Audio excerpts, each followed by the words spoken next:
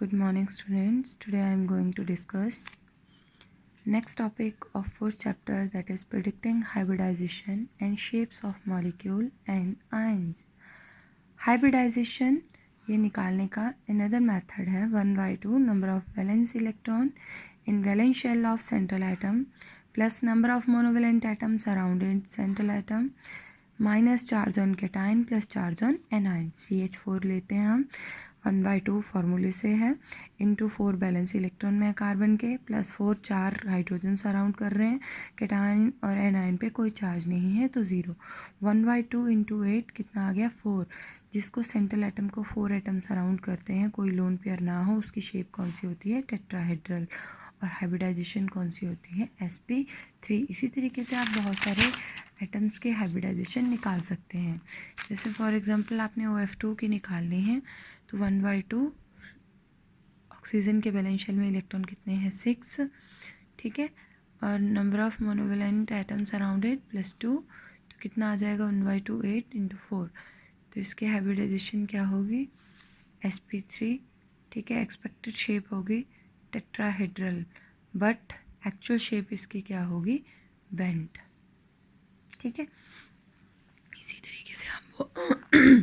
इसी तरीके से आप बहुत सारे मॉलिक्यूल्स की शेप्स को फाइंड आउट कर सकते हैं। नेक्स्ट है बॉन्डिंग पैरामीटर्स। अब बॉन्ड एंथैल्पी क्या होती है the amount of energy required to break 1 mole bond of a particular type, ठीक है, वो एनर्जी जो किसके लिए चाहिए हमें 1 मोल बॉन्ड को तोड़ने के लिए चाहिए between the atoms in the gaseous state of a substance is called bond enthalpy. Next है बॉन्ड लेंथ क्या होती है the average equilibrium distance between the centres of the two bonded atom. ये एवरेज इक्विलिब्रियम डिस्टेंस है किसके बीच में centres of the two bonded atom, उसको क्या बोलते हैं बॉन्ड लेंथ। नेक्स्ट है bond angle the average angle between the lines representing the orbital containing the bonding electrons. ये एवरेज एंगल है between the lines representing the orbital containing a bonding electrons, उसको बोलते हैं बॉन्ड एंगल। नेक्स्ट है molecular orbital theory. It may be defined as the region in space comprising the nuclei of the combining atom around which there is a maximum probability of finding the electron density, जहाँ पे electron के मिलने की possibility सबसे ज़्यादा होती है। ये क्या कह रहा है region in a space comprising the nuclei of the combining atom around the nucleus. Molecular orbital theory के बेस पे हम देखेंगे कि कैसे कैसे कंबाइन होते हैं दो ऑर्बिटल्स। कॉम्बिनेशन बाय एडिशन, तो सबसे पहले linear combination of atomic orbital हम कर रहे हैं। Combination by addition when the two substances are in phase that is they have the same sign. अगर मान लो 2 वेव्स ऐड हो रही हैं उनका साइन क्या है सेम है, जैसे एक वेव है इसका ऊपर पॉजिटिव इधर नेगेटिव, ठीक है, इसमें एक अनदर वेव ऐड हो रही है इस तरीके से पॉजिटिव और नेगेटिव। जब ये दोनों ऐड होंगी तो जो एम्पलीट्यूड है, क्योंकि दोनों की सेम पॉजिटिव पॉजिटिव ऐड हो रहा है, दोनों ऊपर पॉजिटिव है, मैंने अभी यहाँ पे बनाया ना, ये पॉजिटिव है ये भी पॉजिटिव है, दो वेव्स आपस में ऐड हो रही है, लीनियर कॉम्बिनेशन हो रहा है, ठीक है। सेम लोग ऊपर भी पॉजिटिव इधर भी पॉजिटिव, नीचे नेगेटिव। जब इस तरीके से हम ऐड करेंगे तो इसका जो पॉजिटिव वाला एम्पलीट्यूड है वो बढ़ जाएगा और नेगेटिव वाला भी बढ़ जाएगा। ये है addition by addition of wave function, ये एडिशन हो रही है। नेक्स्ट है ये थी एडिशन जब सेम फेज आपस में ऐड हो रहे हैं।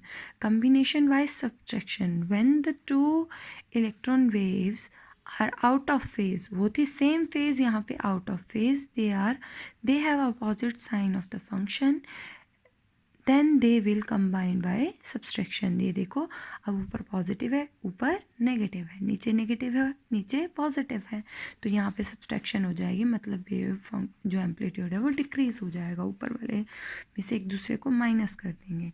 नेक्स्ट है bonding molecular orbital has less energy than anti bonding molecular orbital. अब यहाँ पे बता रही हूँ मैं, जो बॉन्डिंग मॉलिक्यूलर ऑर्बिटल होते हैं उनकी एनर्जी कम होती है और जो एंटी बॉन्डिंग मॉलिक्यूलर ऑर्बिटल होते हैं उनकी एनर्जी ज़्यादा होती है।